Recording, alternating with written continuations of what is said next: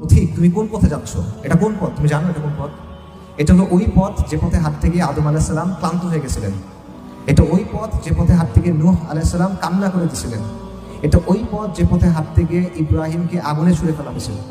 এটা ওই পথ যেখানে হাঁটতে গিয়ে ইসমাইলকে শোয়ানো হয়েছিল জবেহ করার জন্য।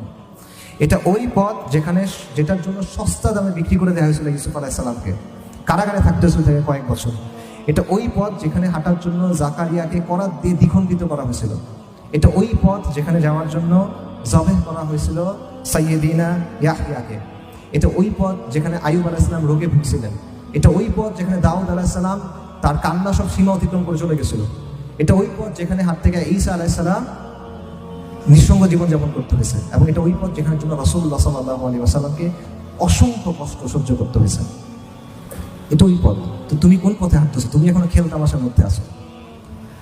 পথিক, তুমি কোন পথে যাচ্ছ?